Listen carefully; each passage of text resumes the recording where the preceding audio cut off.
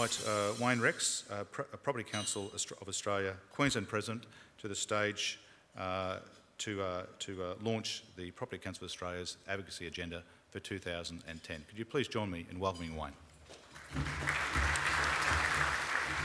Thank you, Steve. Good afternoon, Premier, ladies and gentlemen. It is my pleasure to formally launch the 2010 Property Council of Australia advocacy agenda for Queensland. The 2010 advocacy priorities for the property industry have been set following a collaborative process involving our yearly membership survey, extensive discussions in all of the Queensland Property Council committees and the Queensland Divisional Council. Our first focus issue is infrastructure.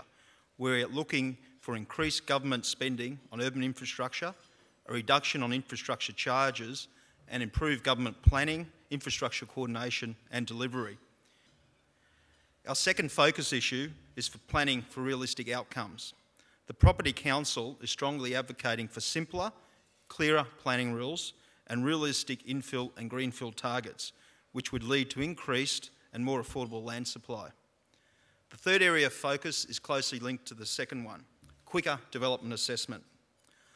The property industry needs faster and more rational development assessments that provide greater certainty in timeframes and approval outcomes.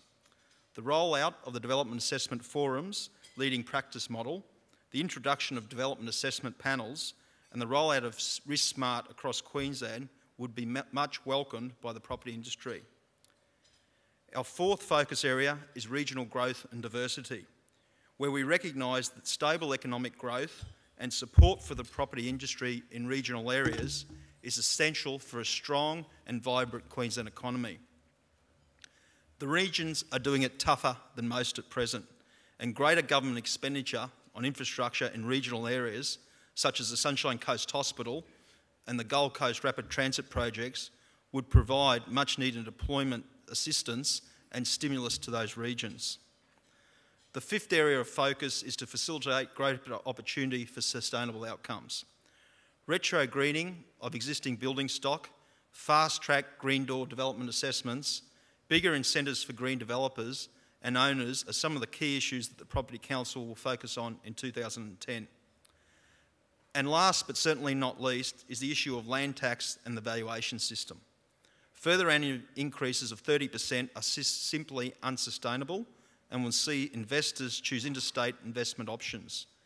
We have worked tirelessly throughout 2009 to detail the significant impacts of these ill-advised rises on Queensland property owners, and will continue to advocate in 2010 for lower land taxes and a consistent valuation system.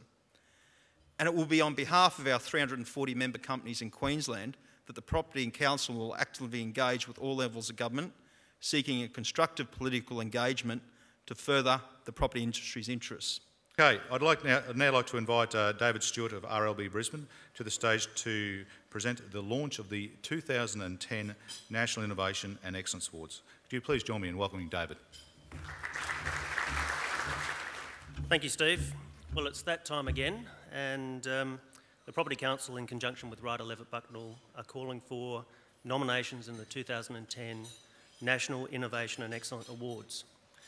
RLB have a long association with the Property Council, and in recognising innovation and excellence, it is again our great pleasure to be principal sponsor for these awards in 2010.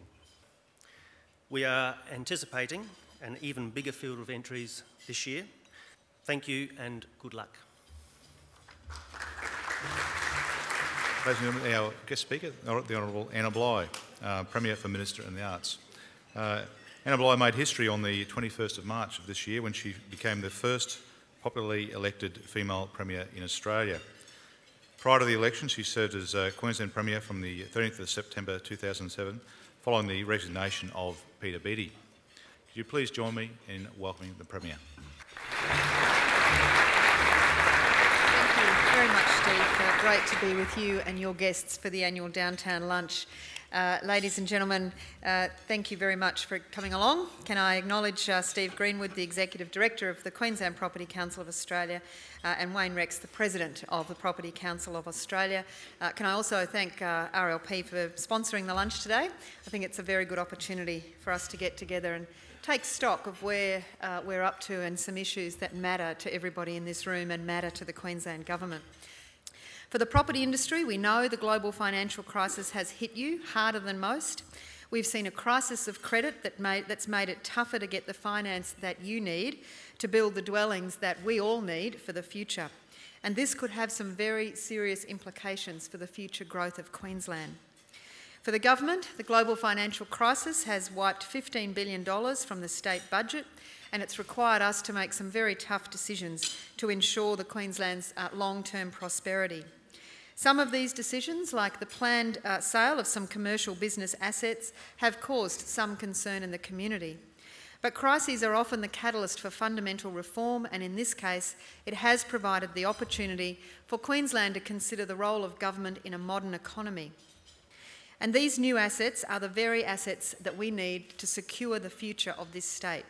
The new assets that we're investing in are better public transport, designed to help tackle climate change, designed to help tackle congestion and improve livability. New and better roads to improve economic productivity and to help families get home sooner. New and better hospitals to ensure health care for all.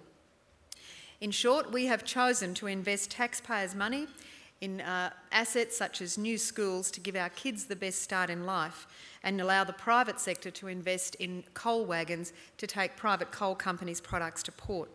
One of the reasons we've made tough decisions in this budget is because I was determined to quarantine the building program. At just over $18 billion, it is Australia's largest capital investment. It is protecting 127,000 jobs across the state. And the experts have supported our decision to make this investment. Treasury modelling shows that without that building program, Queensland would have descended into recession and unemployment would now be over 10%. But the building program is much more than just a temporary stimulus package. As I said, this is about modernising Queensland. It is about transforming our state. It is about putting in place the infrastructure that we need right now and the next day and the next year and the next decade and anticipating tomorrow.